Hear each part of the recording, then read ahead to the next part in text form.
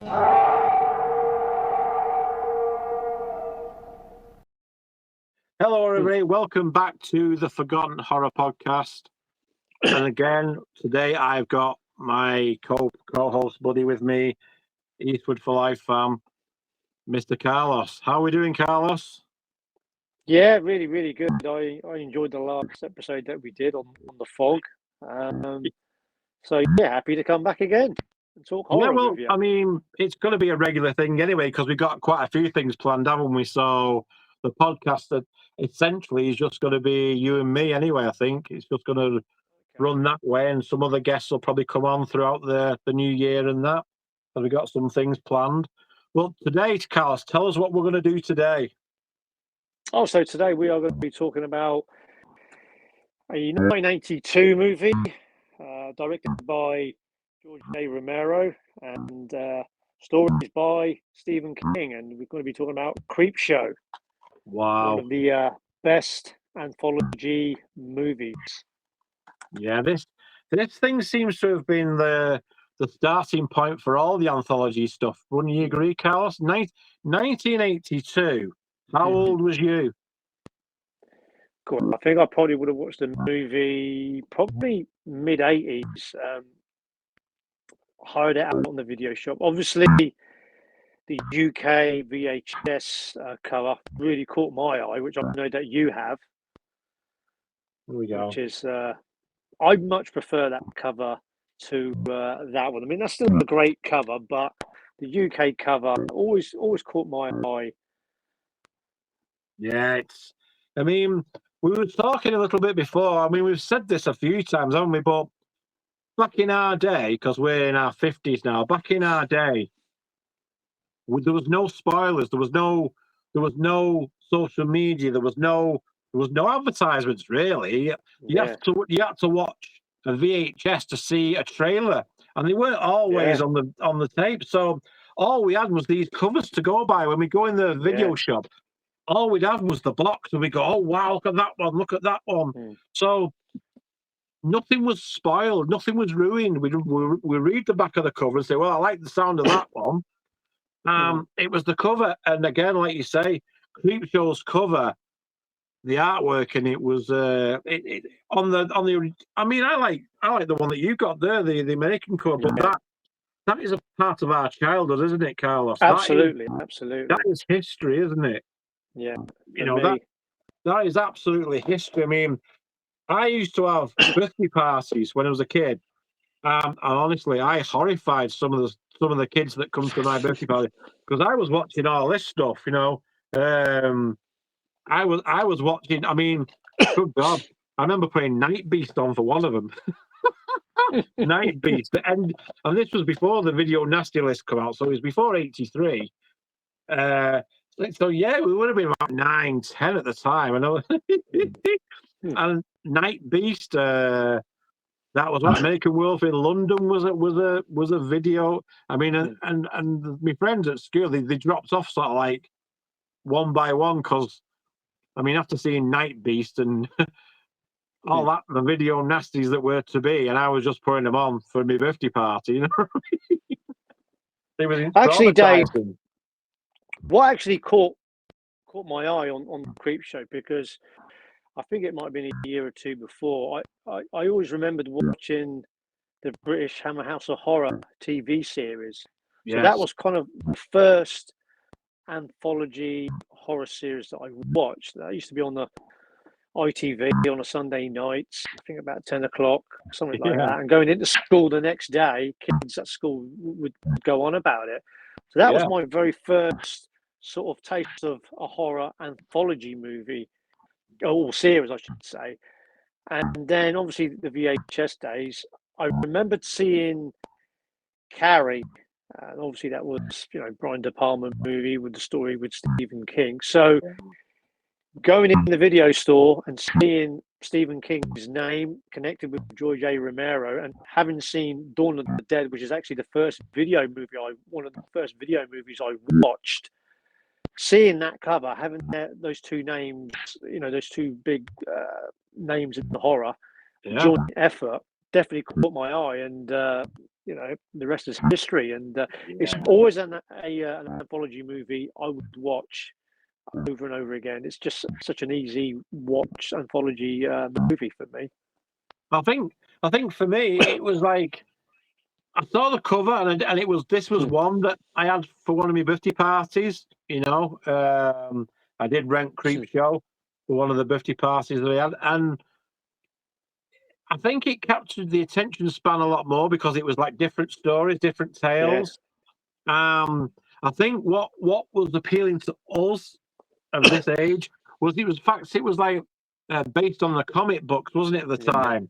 The 50s, the 50s comics, we didn't really, I don't think we really had them in the UK back then. There was comic books like the Beano and Dandy and such. That's what we had, yeah. But in America, they also had the science fiction and they had the horror comics, which this was like based off of short stories. And I always loved that. I loved the imagery of it. When you start watching the original Creepshow, from the opening set, it's a comic book, isn't it? And it's flicking through the pages, and I was like, as a 10-year-old, I was like, wow, this is the best thing ever. Me too. So it captured your imagination because today our kids and our nephews are spoiled with this generation because of obviously social media. They know how it's made, they know who's in it, they know what happens, they know everything before they'd seen the movies. But for us, it captured our imagination because all we had was these covers, and it was a comic book. Did you see the comic come to life? And it was like, it sounds sad talking about that, but that was exciting for us back then, wasn't it? We haven't seen anything like this. Concept for sure. I mean, like obviously the cartoon image on the cover and looking at the back, that caught my attention straight away, and also the fact that it was going to be 5 stories. And it's not. I wouldn't say that it's overdone either, Carlos, because from what I mean, you're going to have to help me a lot on this video because I've only remembered seeing this. I don't own it on Blu-ray or DVD. But this is still stuck in my mind. So I'm going to test myself tonight with me knowledge on me memory of this because I really should definitely give it another spin in the player, pick it up somewhere. But I do remember those stories. They weren't overly done. They were nice tales and they had a nice running time. I remember it flowing pretty well. From the opening scene, now correct me if I'm wrong here, but the comic book comes alive and there's a little kid in his room watching the comics, and his dad, and I think it's Tom Atkins from Halloween 3. He's the dad, and he's like a bit of a swine dad. Now he goes on to his son, how dare you watch this crap, and he's giving him hard time. I think he's giving him hard time. And he takes the comic and he throws it or something. It ends up in the trash. And it's just that opening scene. I'm thinking that was like our dads. Our dads would do that. My dad especially would. He would look at horror, like turn his nose up at horror, like because my dad got me into Bruce Lee, as you know. But as soon as I went on to horror, my dad started acting a little bit like that. Oh, that crap!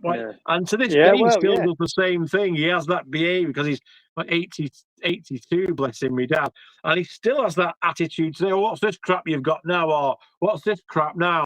Some crap you've got, but he sits there and watches them. You know what I mean? Well, that opening scene was like the 1980s all over the world. Really, the kid has his comics, The kid has his comics or his record player, and he's reading, and he's really into the comics like we were. I mean, I'd have loved to have got hold of them comics when I was that age, Carlos. Yeah, I mean, obviously, kids don't read comics so much nowadays. So, I mean, that intro was kind of like a product of its time, the 80s era. Yeah. I love the intro of that, obviously, with Tom Atkins playing the abusive father. the boy actually was played. That was Stephen King's real son, who Yeah. actually grew up to be a horror fiction writer. He actually writes books. He actually Brilliant. does look a little bit like Yeah. Stephen King. So I thought it was a great sort of intro. And obviously, he's in his bedroom. He's a little bit annoyed, and he's kind of wishing sort of hateful shit Ah, on his dad. yeah. But then Yeah. he kind of wishes that this spirit comes to the window. He's kind Yeah, of it's like this, isn't it? He comes to life, doesn't he? the creeper or the The creep, creeper comes to life, doesn't he? which is kind of like a little bit of paying homage to like the Crypt Keeper and Tales from the Tales Crypt of the a Crypt. little Yeah, bit. yeah, yeah. Yeah, I mean they're both iconic characters, For but yeah, sure. For sure. cool character, cool intro. Yeah. Yeah. So then that takes us to the first story, doesn't it? Is it birthday cake or something? Father's Day? Father's Day, yeah, Father's Day, Father's Day. yeah. Oh my word. Now let me just see if my memories what it was. Now, am I right in thinking it was again an overbearing dad, old man who's Yeah, demanding on his daughter, yeah. and the family are telling stories, and he wants his Father's Day cake, doesn't he, or something like that? Yeah, Wow, it's a wealthy family, and I think that at the start he's kind of abusive to his daughter, that's and then I right. think his daughter gets kind of fed up. She's She has fed enough up of him. and hits him on the side of the head. Well, she murders him with the side of the Yeah, head with she the clubs him. I ashtray. remember that. That was shocking in its day. That, I mean, was it an ashtray or something, or a lead thing? She Yeah, it was an whacks him ashtray, on, didn't she? and yeah. So basically, they've got like a family gathering, and obviously it's kind of like the anniversary. I think it's kind of might be the anniversary of the father's death. And I don't know whether they're sort of contesting the will as such, but then she comes over and visits his grave, and obviously he comes alive, um, looking like one of the zombies out of Zombie Flesh Eaters. Absolutely, yeah. Didn't didn't the dad didn't the dad murder the fiance because he wanted her to still take care of him? So didn't he do away Yeah, with? Didn't he have? yeah, Yeah, I think I remember. Sort of like, so she begrudged him that, so she had to care for him. she And ended up being a spinster. She didn't really. Her life was really kind of put on hold a little bit. So she turns up a little bit drunk, and she's wishing all the hateful shit on his grave, and then obviously he comes out of the grave demanding he wants his cake, which was quite hilarious. oh, I want my cake. Yeah, that was. I mean, back in the day, that was. You could see that would be pretty scary for some people. Yeah. Because it was quite horrific. There's a zombie coming on the thing, and he's like, "I want my cake," and then he saunters off back to the family home, and he murder them all. The Yeah, I grave, mean he crushes somebody with the tombstone or something, doesn't he? that was Ed Harris in one of his early roles. It looks weird when you see Ed Harris in it. Especially when he's Obviously, got hair.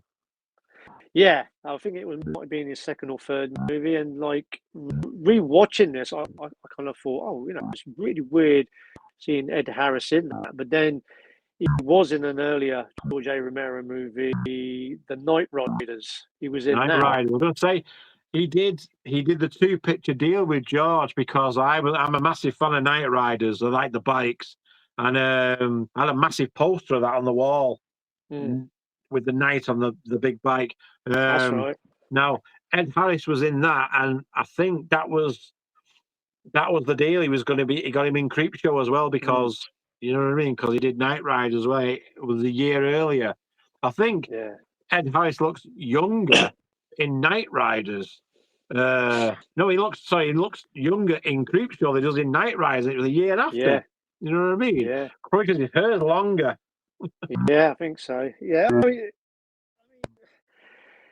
it's kind of laughed at now because when you watch that story of Father's Day, you see Ed Harris as him and his his wife, who's actually the relationship to the family. Yeah. She's having a few drinks, and you Yeah. see Ed Harris doing some funky dance moves. When you Oh, the see disco it, scene, yeah, the disco dancing. I remember as a kid, it's a little bit, some of my it's a little bit classmates were comical. trying to do the dance. Yeah, well, yeah, It's a bit comical. I guess Ed Harris gets kind of laughed at and remembered for yeah, those moves. Yeah, but yeah, a cool absolutely. ending. I like the ending of Father's Day. Obviously, when they go out looking for him. Well, they go out looking for the daughter, and obviously, then the other daughter has her head on the plate, and then the dad comes out with his cake. Yeah, he's got the head on a platter, hasn't he? And that was like the big shock of that first story, wasn't it? The severed head. They had the head Yeah, on the on the plate, the like, tray. yeah. Oh yeah, I mean, so that it set it up for because we back then when we thought, oh, what are we in store for? This is what we in store for? You know what I mean? So yeah, Father's Day. Yeah, that was a class story. That was a good one. And then we moved on to the Stephen King starring Meteorite, wasn't it? Yeah, it was the Lonesome Death of Jordy Verrill, which Yes. Now that's a not my. title. That's a title that I couldn't have remembered on my best day. Never mind I mean, it 30 years ago. It's not one of most people say it's not the best story, but it's enjoyable enough because obviously Stephen King is actually in it. George A. Romero wanted him in it. Yeah, I like it for that, even though he's a bit isolated. I think they put that one next to sort of dip it on the horror Yeah, content down. It's more a science comedic. fiction type thing, isn't it? Yeah, He's like a yokel living out in the sticks, isn't he? A country boy, and this yeah, meteorite crashes, and he goes out and he sees it, and and doesn't he touch it, and it burns his fingers, and he's like, ooh, ooh. yeah, But Stephen King plays it like proper, yeah, like a yeah, proper what you'd expect to see out there, really. I mean, he plays it with his dungarees and his straw hat and all yeah, that, and he's proper country yeah. yokel, And isn't like he? I say, it's not the greatest story out of the movie, but it's a fun one. It's good seeing Stephen King. I mean, he would pop up in his movies now and again, but in this one, he does a little bit more. Obviously, I always laugh when obviously he always says, "Hey, meteor shit," because he's all this green starts popping up in Yeah, his in the home that he lives, and obviously he touches that meteor and he thinks he could sell it to one of the university teachers, that's and he right. thinks He goes he can in get there, some doesn't money he? And he's for it. like, Yeah, tries to get. He has dreams of it being $250 or something. So I mean, yeah, $250 then was a lot of money. So he goes in there thinking $250, and he's like, "Oh, got the big dreams." But you know what? Who his character reminds me of? Dark Knight of the Scarecrow, the TV movie. With the outfit, he reminds me of Bubba from Dark Knight of the yeah, Scarecrow. Now yeah, that is a great TV movie. yeah. But that's what it reminded me of when I saw Stephen King's performance in that. Mm, Same similar year. I think it yeah, I think it came out the year after Dark Knight of the Scarecrow would have aired on TV in America. But the characters were very similar. I always mm, got Bubba from Dark Knight of the Scarecrow mixed up mm, with Stephen King's character yeah, in Creepshow. But yeah. Sorry, no, it's okay, I mate. was, You could go. I was going to say the story for me always reminds me of Blob remake or H.P. Lovecraft's The Color of Space with Nicolas Yeah, Cage when something from the sky lands and obviously that's they get right. Yeah, infected. yeah. So it always reminds me of those two movies. But yeah, I mean, it was a fun one. I didn't expect the ending. Obviously, when he blows his head off right at the end. Yeah, a little bit So unexpected. he transforms into like some green green cactus monster thing, doesn't it? It's just taking over then, but it's going through stages. The more he goes on, he wakes up with more, and he's trying to clean himself off. And he just sat there having his hooch in the chair, isn't he? He's just like a sitting there like a big cactus thing, whatever he turns into. Yeah. So that out the 5 stories, I think that one, the Jordy Verrill, the Lonesome death of Jordy Verrill, was an actual short story he'd already done before in the 70s called Weeds. And I think the Crate, there were 2 stories that he had written. Obviously, I think the other ones, the one with Ted Danson, Leslie Nielsen, Father's Day, and the last one with the cockroaches. I think they were new stories that he wrote for the movie, as what I've heard. But yeah, great stories. See, I remember because he built up a friendship with Stephen King earlier on, because like Stephen King had a bit part in Knight Riders. So because he was going on about how it's all fake, like the wrestling on TV, you know what I mean? They put the blood there, it's all fake. So Stephen King had a bit part in that as well. But in this one, it was nice to see Stephen King on camera, because he did have some acting chops on him, you know. And George obviously wanted him there. I thought he'd done okay. He kept saying, "You lunkhead, Jordy."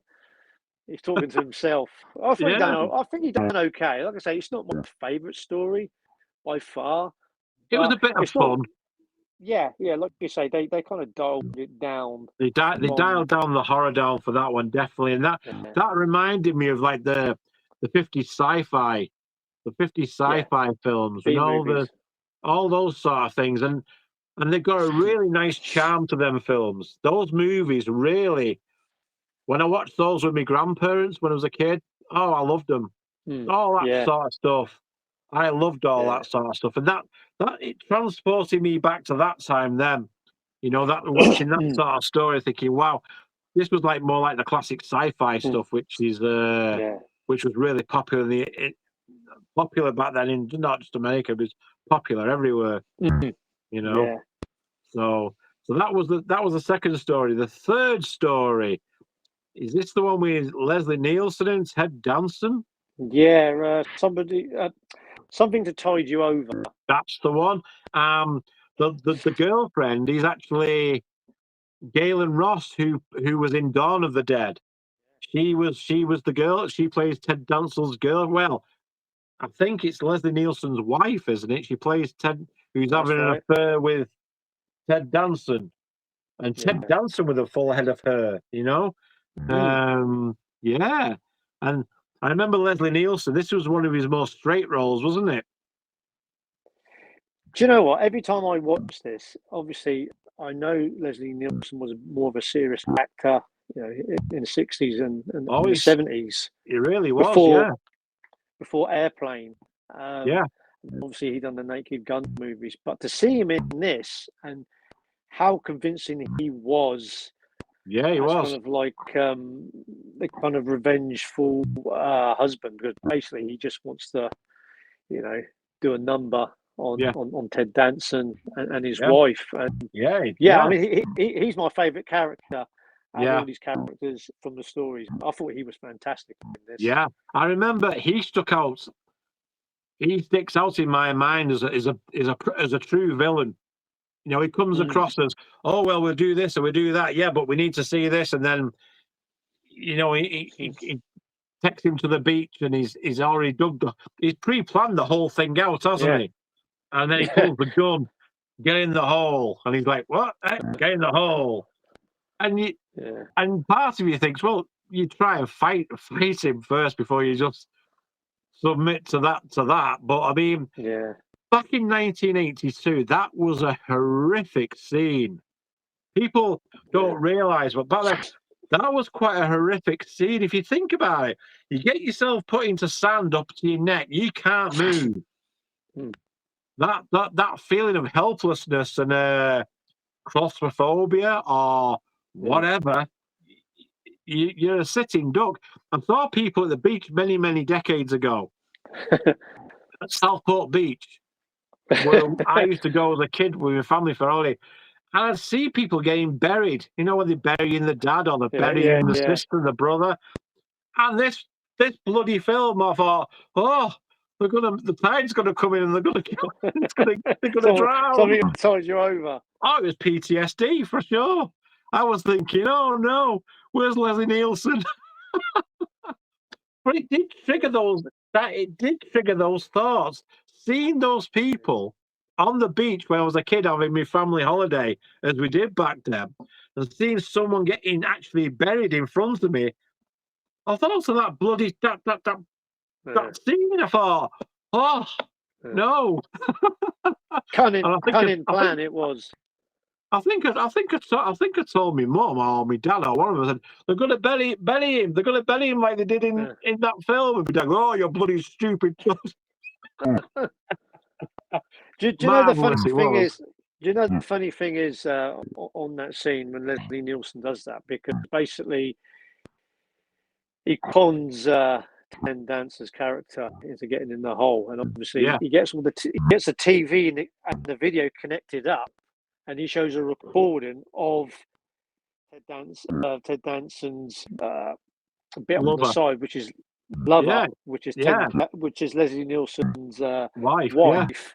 And the way he's got it all connected up with the TV, the cables, and the video. I mean, if they'd done that now, it'd probably be done on the phone or a laptop or something. Oh yeah, because he'd just be recording. Hey, watch this. You know what I mean? Yeah. But the way he had the power cords, didn't he? Had the power cord and the extension running from the beach house, and the TV as well. And the TV with the old dials on it was like a proper black and white TV, properly plugged in, wasn't it?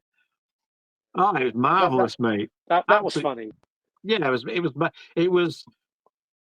like at first I thought, oh, I mean, it was like a horrific scene, especially because he was watching the video of his lover getting drowned, and she's screaming, and then the sea's going over him. I mean, it was pretty intense scene when you think about it psychologically, Carlos. You're just a head out the ground, and the water coming up. I mean, I don't like water at the better times, but my God, that certainly didn't help. You know what I mean? I do love the ending, the way Ted Dancer's character and his lover returns. Yeah, like seaweed moth zombies, aren't they? Yeah, I thought the effects and how they look were fantastic. They really, really were. And obviously, Leslie Nielsen right at the end, where he thinks he's got away from him. He hides in one of the rooms, and then he turns around and they're on him. Grab him. The next thing he's in the sandpit, isn't he? And he's like, I could hold my breath for a very long time. And he's like getting hit with all the things. That ending. But at the end of each story, though, the creeper comes back, doesn't it? The comic book comes live. It shows you it all in animated form. I would love, but to get a proper edition of this with the comic or proper comics. You know what I mean? That would really set it up for probably a 4K release now or whatever. It'd be nice. It'd be a nice. Well, there's the booklet. There's no comic book in that, which is a shame, really. I think the original should have. I think because that's where it all started from, isn't it? Yeah. I think the Scream Factory Blu-ray edition, I think they had a bit of a comic inside that came with a slip box. Yeah. If I remember, which I got rid of to get the 4K, which that American release, the picture, is outstanding. Wouldn't that be something though if they actually had the comic, a proper comic as a release? I mean, come on, somebody must have that same sort of thought. Come on, let's release this in a big release, 4K, nice special edition, big box with postcards and posters and the comic. That'd be a gold mine, wouldn't it? For collectors, it would be. Oh, people would get it. I'd be out there. I'd absolutely go out and get that one because it triggers that imagination. Mm-hmm. So, moving on from the tide over, what's the next story, Carlos? Because I'm foggy now. Story 4 was the crate. The crate, yes, Fluffy. Yes. Hal Holbrook, our friend from the Fog, and Magnum Force. He's And the downtrodden teacher, isn't he? He's yep, downtrodden by Adrian Barbowie's wife. And yeah, she's just a drunk or something, and she always making a scene and yeah. talking down to him. And I remember I vaguely remember where they're at some sort of get together party, and she's slagging him off, and oh, he's useless, and yeah, she's always out for a good time. She's a total different character than she was in The Fog, which is quite surprising when you see her in this movie. Yeah, And yeah, I mean, Holbrook, I should say, he helps out another teacher at the university because they find this kind of antique crate under the stairs. Yeah. under the stairs. Yeah, Now and that crate is a bit of a nod to John Carpenter because it's got Julia Carpenter on the box. So it's, oh, that's it. Okay, I think it was okay. I think it was a nod to John Carpenter. George Romero had a nod to John Carpenter because he put the attention. If you look at, if memory serves me correct, it says for the universe Julia Carpenter. If you go back and look, it says Julia Carpenter, and that's a nod to John Carpenter as well. Okay. So, Okay. but yeah, I mean, what a versatile actress Adrian Barbeau is. I mean, she was fantastic. wonderful in The Fog. She was amazing in The Fog. A great leading lady. She was a great leading lady in The Fog. Then she jumped into Escape from New York, Yeah. which again she played Maggie with the brain in Escape from New York. And then Creepshow, she plays this totally unlikable, horrible bitch, doesn't she? Drunken bitch, downtrodden drunken bitch. Yeah. Which Yeah, what an actress. Hal Holbrook's character, he has a plan for her He at the end of certainly the does. story. Yeah. I do like the way he kind of sets her up. Obviously, he brings her to the university. Yeah. He comes up with some bullshit story that Does he say it's his mate? He's got a student he's having an affair with a yeah, student or something, and something's happened, and he's that's gone. I think my memories. He gets her down Yeah. there somehow, so he can. That's Because it. he obviously saw the blood. Because doesn't he clean the blood up first time? Then he thinks, Yeah, he mops it all up. I'll get her down here, and he leaves it. He leaves her a message. Shows you the age of it. He writes a letter. I'm at the university. Come meet me or something. Yeah. And she's like, huh, and she's half swigged. And she gets in the car, drives to the university. Where are you? I'm in the basement. Magic. I mean, but again, it was filmed again around Pittsburgh. George Romero. That's right. Yeah. Monroeville were not far from Monroeville Mall where they did Dawn of the Dead. And That's right. yeah, I mean, Monroeville of Pittsburgh, again, the locations were really good. That university had another nice location. And that's what George used to do. He was a school, wasn't it? Pittsburgh as well. Wasn't it a school? Yes. Yeah, it was. They built the set around, yeah. It's a really, really nice locations they used. I mean, again, it's nothing like going to a proper location, shooting, because it gives the film it gives the movie so much authenticity rather than being on a backlot or green screen. It's there. It's there. Yeah. Those buildings still exist today. And that's the magic of movie making, isn't it, Carlos? The whole thing, really. We were spoiled. We were spoiled with growing up watching this stuff. Even the crate that was actually a proper antique prop that they used that I read. So everything was done authentic. Yeah. I mean, people sometimes say that the monster looks a little bit out there, but I actually like the monster the way he looked because he looked like an oversized gorilla with his great big teeth. Bloody big gorilla. Fluffy, which I never really got because he was quite vicious. Because I mean, he killed the janitor first off, didn't he? At him, yeah. So you take the locks off, don't you, and the chains, and the next thing it jumps up and it rips them in, and that's it. There's just blood and carnage everywhere. They're gory. It was. very gory. That was the gory one, wasn't it? Yeah, I'd say that. I'd say that this is probably I'd say it's probably be my favourite story out of the five. It's the longest one. I think this is around about the 30 to 40 minute mark, where I think some of the others are like around about the 20-minute mark. Yeah, yeah, Um, yeah.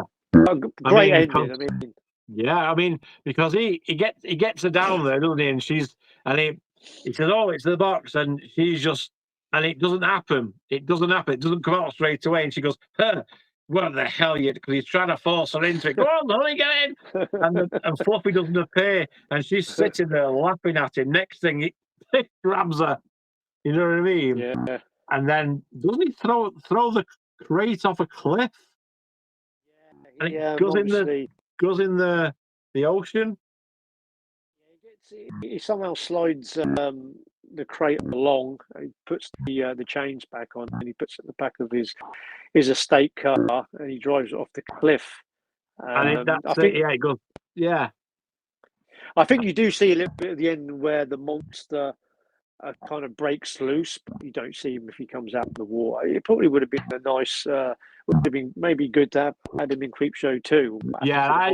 I was thinking because now you mentioned I remember them. I thought Fluffy survived. The chains Yeah, was off. That box that survived. So it would have been nice to have had a guest star yeah, in a Creepshow too, wouldn't it? Just yeah. just just as an homage to the first one. Mm, But the crate was a good one.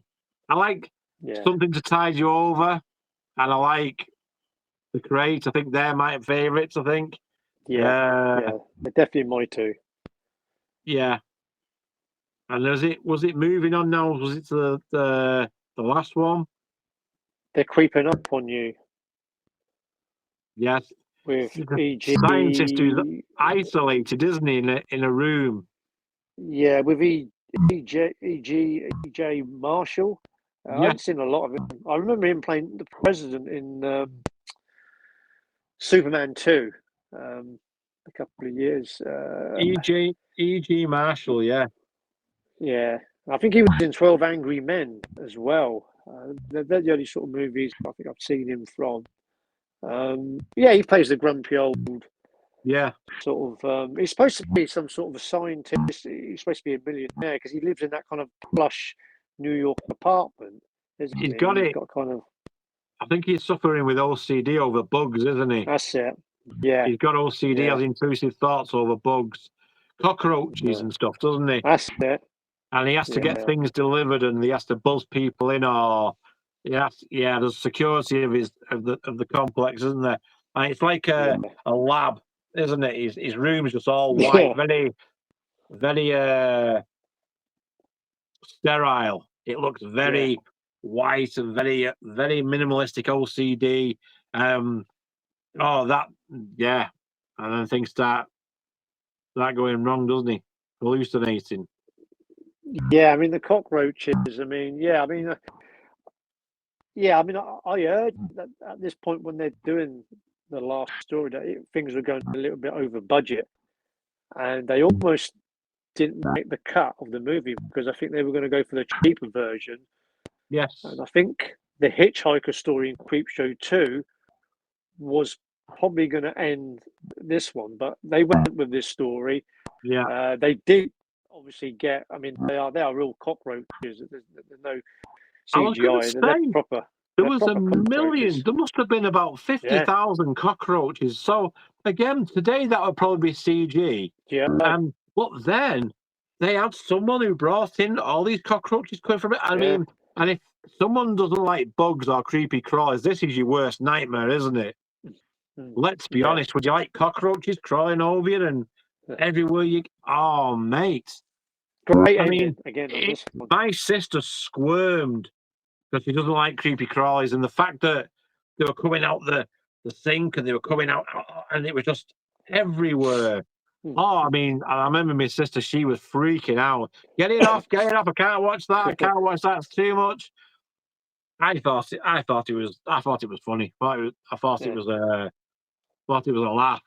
You know what I mean? yeah. Yeah, I mean, like you said, I mean, the two big stories from this was obviously the crate, and there's something to tide you over. They're clearly stories on this. So Father's Day and this story, I don't mind.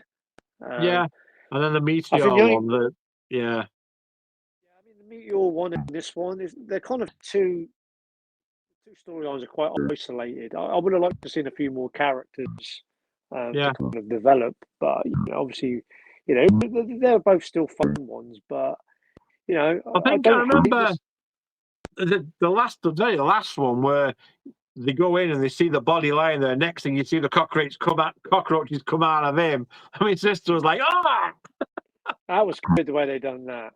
That was a good. Yeah, And again, our friend Tom Savini did the effects, so it yeah, was going to be top notch for the day, wasn't it? I mean, it probably might look a little bit dated. Like I said to you, it might look a bit dated if I watch it again now. But Creepshow, that was the start of the anthologies, wasn't it? That really mm, put that idea out there that you could have comic book paper with some great storytelling and some great filmmaking as well.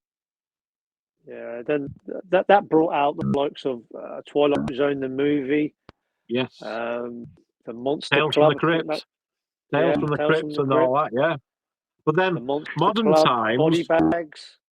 John Carpenter's Body, but then they had Trick or Treat with Sam. They've got Halloween Tales. This was like a gold mine, wasn't it, for any aspiring filmmakers to make their own short stories? So that'd be a way to Yeah. go, wouldn't it? I always enjoyed these horror anthology sort of short stories. I welcomed the TV series. And obviously, Yes, they brought out four seasons some really good of ones this, there. Yeah. and Adrian Barbeau, she turns up in this, and I think one of the very first early ones. But See, yeah, I mean, Julie, Julie was watching the Black Mirror. Julie watches the Black Mirror, the episodes of Black Mirror, and I said to her, "Hold it!" I said, "You want to check out Creepshow, babe?" I said because that started this, and as luck would have it, the seasons of Creepshow was on, I think, on Prime, the one that you've got there. She put it on, and she was like, "Wow, this is better than Black Mirror. This has got like a lot of really cool episodes." And I just told you. And then yeah, obviously we watched Creepshow 2 together, and she enjoyed that one, but she's still yet to see Creepshow 1 because I've not got that on her. oh, okay, So that'll be the best for last, I think, Carlos. yeah. They did do a Creepshow 3, but I don't. That had nothing to do with Stephen King and Romero. Yeah, That was that a was a that was a cash grab that quickly poor disappeared effort. without a trace, didn't it? Yeah, yeah, that was a poor effort. So what would be your final thoughts on this then, Carlos? Get that the ending that the young lad gets that voodoo doll and he starts putting the Oh yeah, and he pins in, sticks it to Atkins, doesn't he, at the end? and Atkins What a kind of like finale. he's really, yeah. I mean, like, and then obviously the comic gets picked up, and The Mr. Savini Dustbin is one Men. of the garbage. He's one of the garbage men, which He is, yeah, our mate, gets a yeah. chuckle, out of me. So it ended really, really well. I mean, I love the animated, the bright colours that you see some of the scenes where it's kind of real life, and then you see the bright colours, and it goes into the comic. A It fantastic just looks idea. that was amazing, wasn't it? That was a Mm. great ending to a great set of stories. And Yeah, so there we have it, Carlos. That was Creepshow. I seven, know you wanted to do this for a long time. seven, 7.5 out of 10. How would you judge it, Davey? Well, on memory, I'd agree. I'd probably push for probably 7, yes, 7, easier 7 out of 10. Because again, I'll have to have a give it another rewatch. It might have gone up because of how original it was. I might push it up to an 8. Yeah, You know what I mean? So there we go. So thanks again, great Carl, movie. for coming back and being my partner again. Absolutely, Um, absolutely. we have got a Christmas one coming up, haven't we? Oh yeah. We'll definitely do a Christmas one. Whatever Because one it's you good. want to do. Yeah, I mean, I'm easy.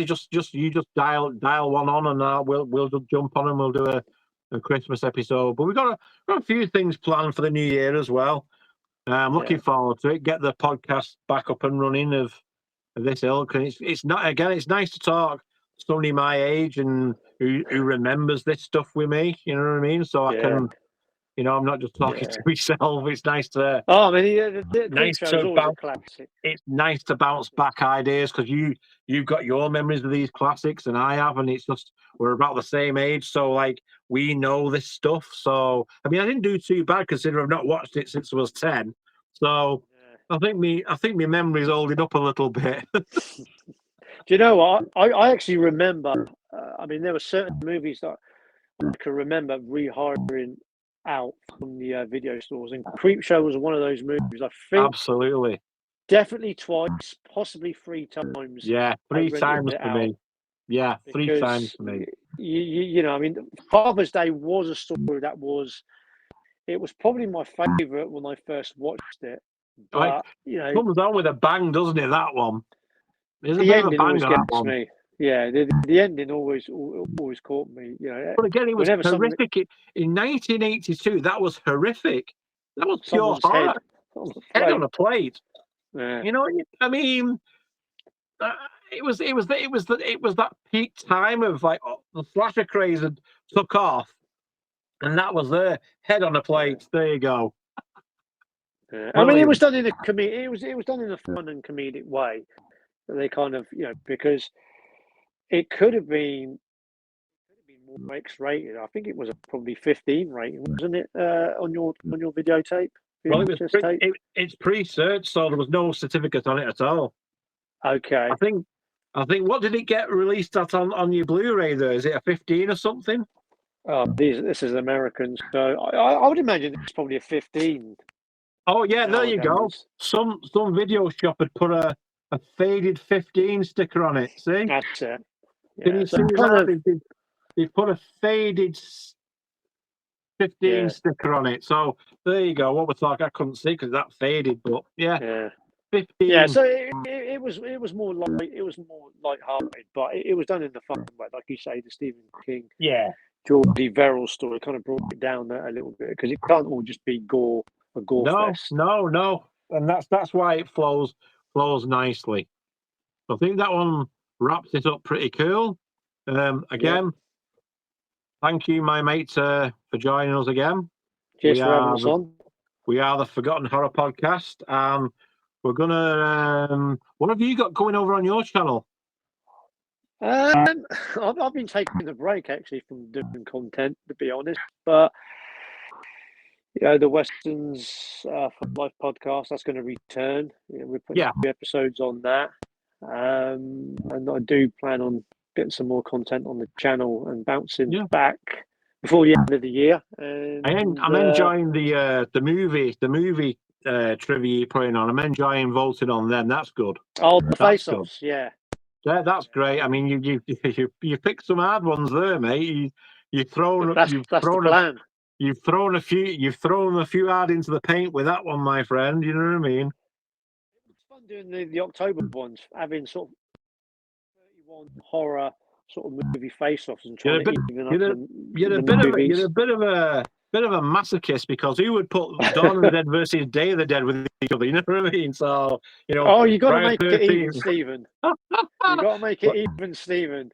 Absolutely, the funny mate. Thing is, doing those originally going to be doing 100, but because so many people had a lot of fun doing it, I said, no, you got to keep it going on. Keep it going. I'll get it to 250 and we'll see. I mean, it's around about 150 now, so we'll see where we're at with that. Yeah, it's going good. Anyway, Carlos, thank you so much again for time. Again, another hour's flown by. Cheers. Just shooting the breeze with Carlos. Thank you, everybody, for watching. Me and Carlos both really appreciate it. Check out Eastwood for Life fan Carlos's channel. I mean, he does some wonderful stuff. And thank you for joining me and Carlos here. And we'll see you soon, probably with the Christmas one we've got coming up. Yeah, so we'll do a December one for sure. We'll definitely do a December one. Thanks, everybody. Absolutely. Cheers.